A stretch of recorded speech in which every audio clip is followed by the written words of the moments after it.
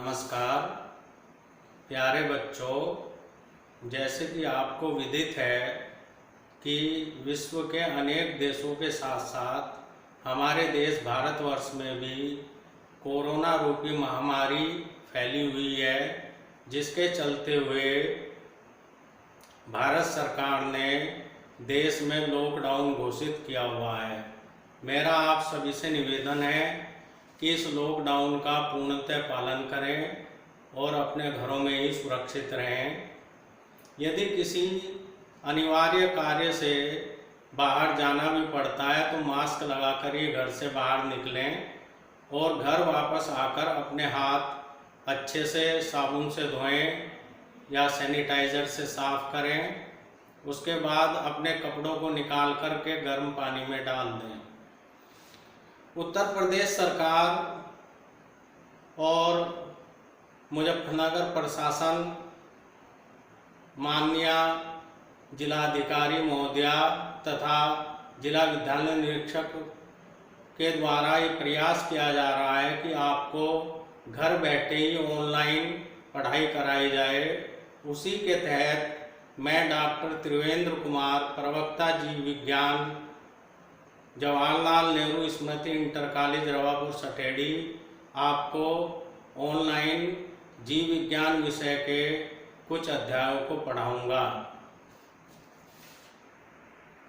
प्यारे बच्चों, हम पढ़ रहे हैं जीव विज्ञान कक्षा 12 में लेसन 3 मानव जनन, ह्यूमन रिप्रोडक्शन।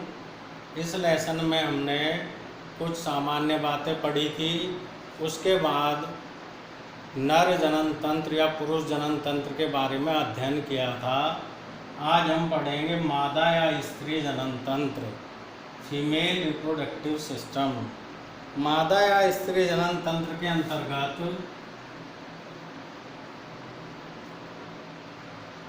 एक जोड़ा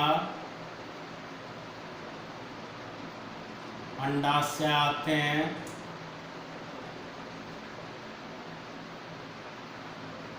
ओवरीज, इन्हें डिंब ग्रंथियां भी कहते हैं या डिंब ग्रंथियां।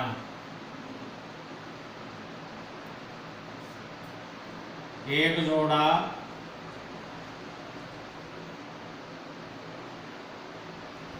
अंडवाहिनी,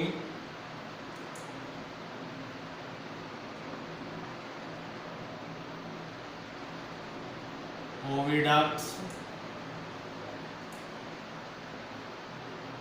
या डिंब वाहिनी नलिकाएं, डिंब वाहिनी नलिकाएं।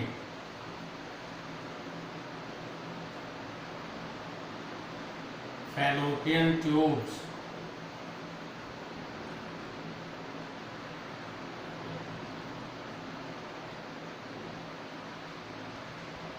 इसके अलावा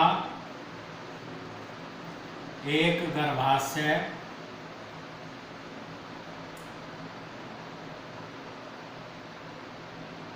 यूटेरस या बच्चेदानी,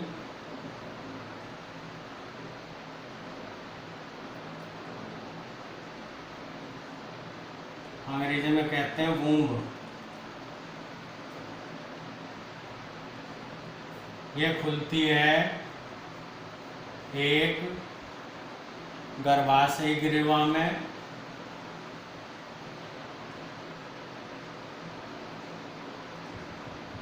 गर्भाशयी ग्रीवा, सर्विक्स। गर्भाशयी ग्रीवा खुलती है योनि में,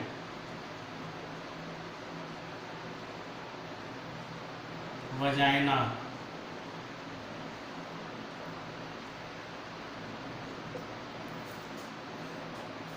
उसके बाद आती है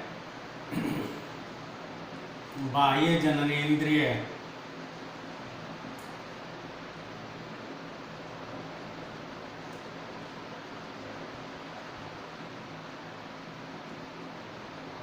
एक्सटर्नल जेनिटेलिया, जेनिटेलिया,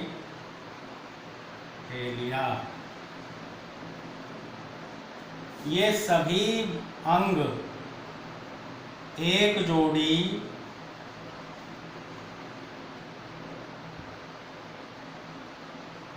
स्तन ग्रंथियों के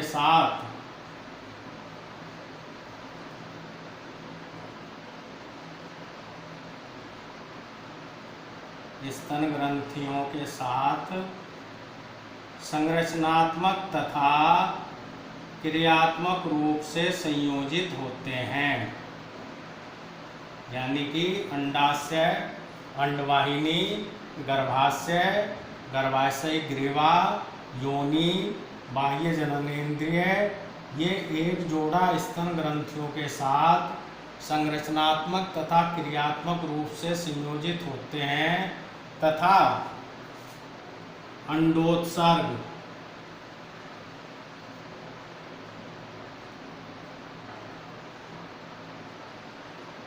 ovulation,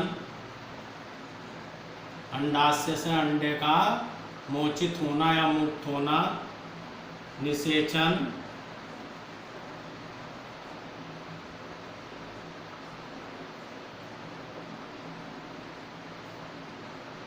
fertilisation,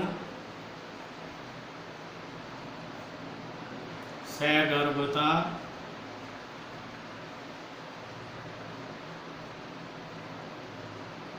pregnancy,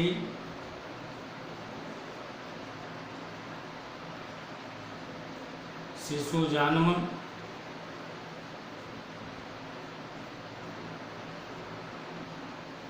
child birth,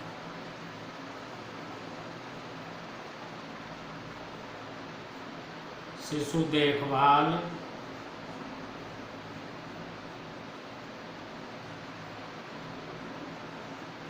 child care,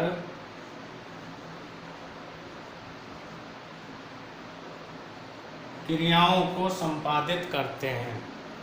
ये सभी अंग जो हैं मिलकर के अंडोत्सर्ग, निषेचन, सहगर्भता, शिशु जन्म और शिशु देखभाल को संपादित करते हैं।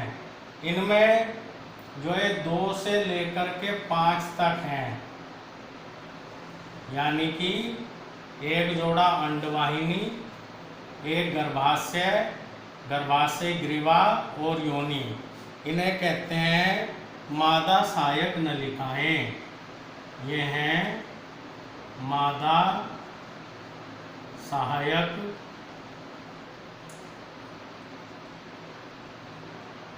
नलिकाएं, फीमेल एसेसरी डक्ट्स। अब चित्र के माध्यम से अब हम इन्हें समझेंगे। ये मादा जनन तंत्र को दर्शाते हुए एक चित्र है। इसमें ये है अंडाशय,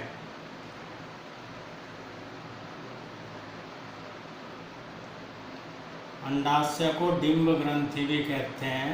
ओवरी, ओवरी एक जोड़ा होती हैं, एक इधर है, एक इधर है। जो उदर गुहा का निचला हिस्सा है, श्रोणि वाला भाग, उसमें पाया जाता है मादा जनन तंत्र। तो एक जोड़ी अंडाशय हैं। ये स्त्री के प्राथमिक या मुख्य जनन अंग हैं। अंडाशय के अंदर अंडाणु का निर्माण होता है, एग और ओवम। ये अगुणित होता है अंडा या अंडाणु। इसके अलावा अंडाशय से कुछ स्टीरॉयड हार्मोन भी स्रावित होते हैं। स्टीरॉयड हार्मोन्स जैसे एस्ट्रोजन, इन्हें अंडाशयी हार्मोन, ओवेरियन हार्मोन्स कहते हैं। प्रत्येक अंडाशय की लंबाई 2 से 4 सेंटीमीटर, चौड़ाई ब्रेड्थ 2 सेंटीमीटर और मोटाई 1 सेंटीमीटर होती है। ये माप है अंडाशय की लंबाई या लेंथ 2 से 4 सेंटीमीटर, चौड़ाई या ब्रेड्थ 2 सेंटीमीटर, मोटाई थिकनेस 1 सेंटीमीटर। तो अंडाशय जो हैं वो स्त्री के प्राथमिक या मुख्य लैंगिक अंग हैं, प्राइमरी और मेन सेक्स ऑर्गन्स हैं स्त्रियों के। इनमें अंडाणु का निर्माण होता है, एग या ओवम का, और स्टेरॉयड हार्मोन्स जिन्हें अंडाशयी हार्मोन्स, ओवेरियन हार्मोन्स कहते हैं, जैसे एस्ट्रोजन, उनका निर्माण होता है। अंडाशय श्रोणि की भित्ति के साथ में तथा गर्भाशय के साथ में कुछ स्नायुओं या लिगामेंट्स के द्वारा जुड़ा होता है। ये हैं स्नायु, लिगामेंट। तो अंडाशय स्नायुओं, लिगामेंट्स की सहायता से गर्भाशय के साथ जुड़ा हुआ होता है और श्रोणि भित्ति के साथ जुड़ा हुआ होता है। अगर इसकी आंतरिक संरचना की बात करें तो प्रत्येक अंडाशय एक पतली जनन उपकला से घिरा हुआ रहता है। इस तरह से होता है एक अंडाशय। आगे पढ़ेंगे डिटेल में हम, यहाँ केवल सिंपल स्ट्रक्चर जान सकते हैं। ये अंडाशय है। अंडाशय की जो कवरिंग है ये जनन एपिथीलियम की होती है। ये जनन एपिथीलियम।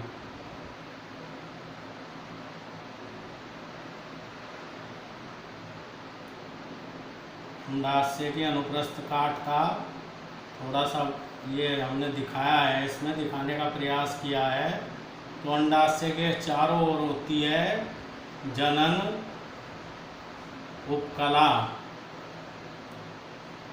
जर्मिनल एपिथीलियम, और अंदर का जो भरा हुआ होता है उसे कहते हैं स्ट्रोमा। अंदर क्या भरा हुआ है? स्ट्रोमा। स्ट्रोमा को हिंदी में कहते हैं पीठिका। यह पीठिका या स्ट्रोमा। इसके दो भाग होते हैं। जो परिधि की तरफ वाला भाग होता है, बाहर की तरफ वाला भाग, उसे कहते हैं कोर्टेक्स, वलकुट। स्ट्रोमा दो भागों में बटा हुआ होता है। परिधि वाला भाग कोर्टेक्स कहलाता है और बीच वाला भाग मेडुला या मध्यांश कहलाता है। मेडुला या मध्यांश कहलाता है। तो अगर अंडाशय की आंतरिक संरचना देखते हैं तो अंडाशय को एक पतली झिल्ली घेरे रखती है। इस झिल्ली में जनन उपकला कोशिकाएं होती हैं। इसके अंदर भरा हुआ होता है स्ट्रोमा या पीठिका। स्ट्रोमा का जो परिधि वाला स्तर होता है वो कहलाता है कोर्टेक्स या वलकुट, और जो अंदर स्ट्रोमा का भाग होता है उसे कहते हैं मेडुला या मध्यांश। तो ये अंडाशय के बारे में है। अंडाशय की संख्या कितनी है? 2। एक जोड़ी अंडाशय होते हैं। ये प्राथमिक या मुख्य लैंगिक अंग है स्त्री के। इनके अंदर अंडाणु, एग या ओवम का निर्माण होता है। इसके अलावा इनके अंदर अंडाशयी हार्मोन या स्टेरॉयड हार्मोन, एस्ट्रोजन्स का निर्माण होता है। लंबाई 2 से 4 सेंटीमीटर, चौड़ाई 2 सेंटीमीटर, मोटाई 1 सेंटीमीटर। अंडाशय जो है वो श्रोणि भित्ति तथा गर्भाशय भित्ति के साथ स्नायु या लिगामेंट के द्वारा जुड़ा हुआ होता है। आंतरिक संरचना में इसमें एक परत जनन उपकला की पाई जाती है, जर्मिनल एपिथीलियम की, जो स्ट्रोमा या पीठिका को घेरे रखती है। पीठिका का बाहरी भाग कोर्टेक्स, वलकुट, और अंदर का भाग मेडुला या मध्यांश कहलाता है।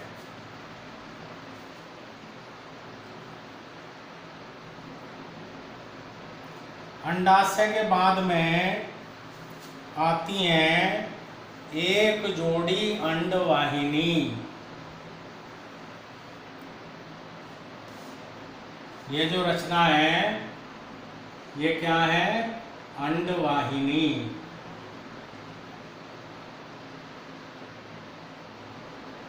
ओविडक्ट, या इसे कहते हैं डिंब वाहिनी नलिका, फैलोपियन ट्यूब, या क्या नाम है इसका? डिंब वाहिनी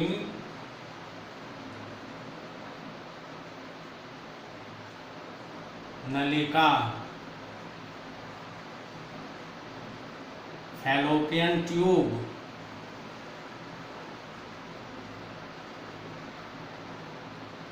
इसकी लंबाई होती है 10 से 12 सेंटीमीटर।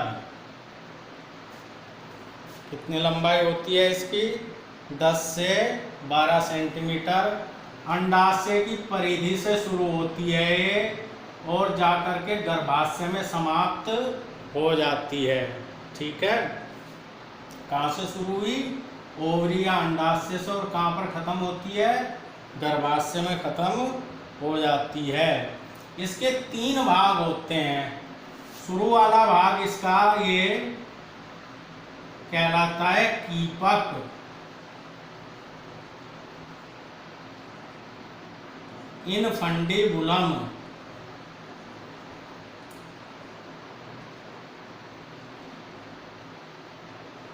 कीप की आकृति का होता है इस तरह का, कीप जैसा। इसके किनारों से उंगलियों जैसे प्रवर्ध निकले रहते हैं ये वाले उंगलियों जैसे प्रवर्ध, जिन्हें कहते हैं झालर या झल्लरी। ये जो प्रवर्ध हैं इन्हें क्या कहते हैं?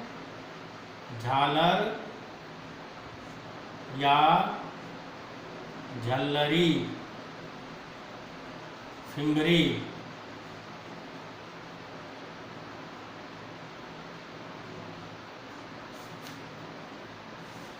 तो इसका लाभ क्या है? जब अंडाशय से अंडोत्सर्ग होता है, अंडाशय से अंडा मोचित होता है, तो उसे ग्रहण करना इनके लिए सुगम होता है।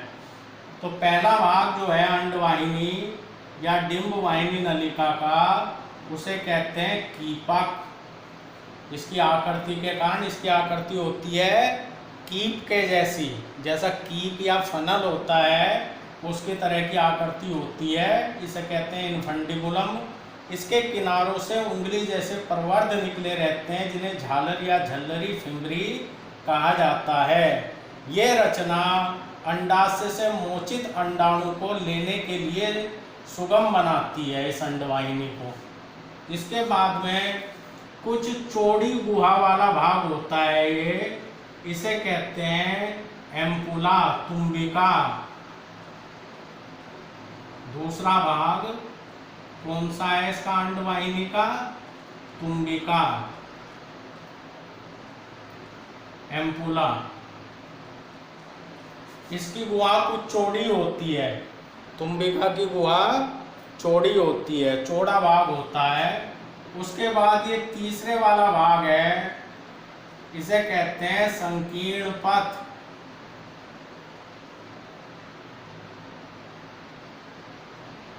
इस्थमस।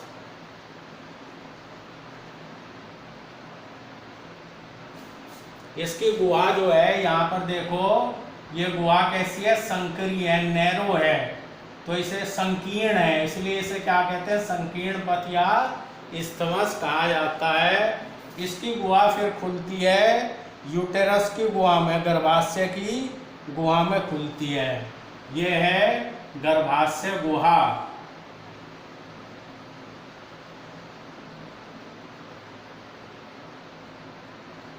Uterine cavity.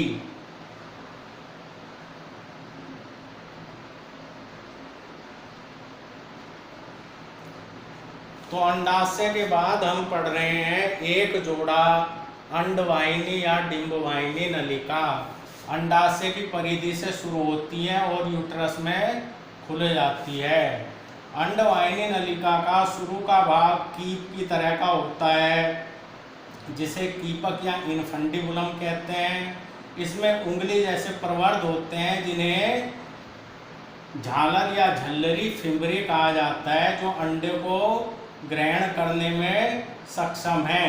इसके बाद का जो ये चौड़ी गुहा वाला भाग है, इसे कहते हैं एम्पुला या तुम्बिका। तुम्बिका के बाद का जो तीसरा भाग है, उसे कहते हैं संकीर्ण पथ या इस्तमस। आगे की गुहा कैसी होती है? संकीर्ण होती है।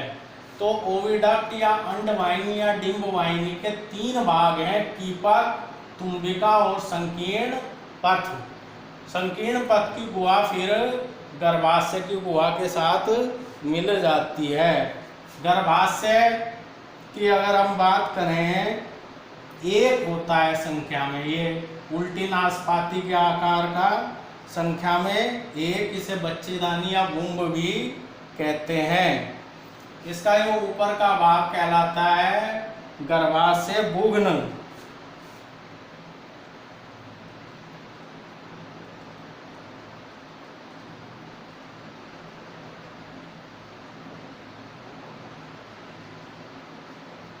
यूटेराइन फंडस क्या कहलाता है? गर्भाशय बुघ्न।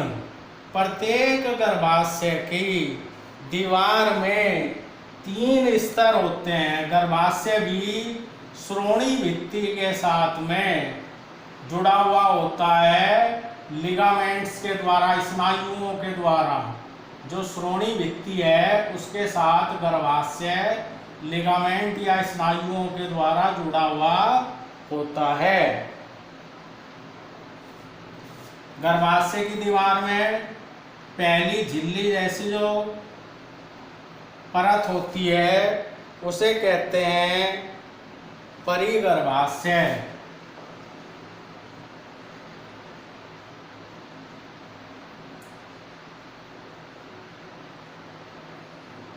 पेरीमीट्रियम।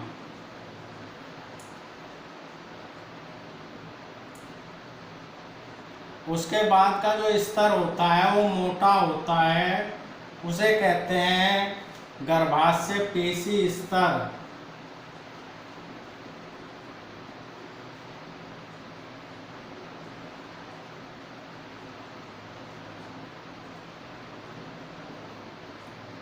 पेशियां पाई जाती हैं इसमें। मायोमीट्रियम।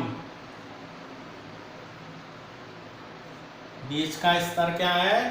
गर्भाशय पेशी स्तर। और अंदर वाले को कहते हैं गर्भाशय अंतः स्तर। गर्भाशय अंतः स्तर। तो गर्भाशय की जो दीवार होती है वो 3 परतों की बनी हुई होती है।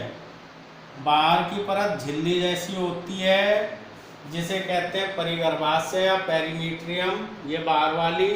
फिर बीच वाली मोटी होती है, जिसे कहते हैं गर्भाशय पेशी स्तर या मायोमेट्रियम। उसके बाद अंदर की ग्रंथिल परत होती है, इसमें ग्रंथियां होती हैं, जिसे कहते हैं गर्भाशय अंतः स्तर।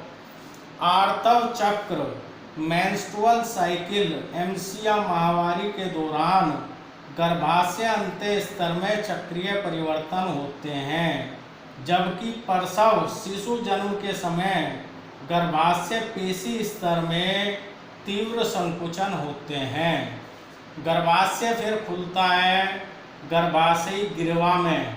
ये वाला भाग क्या है? गर्भाशयी ग्रीवा, सर्विक्स। इसकी नली को कहते हैं ग्रीवा नाल, सर्वाइकल कैनाल।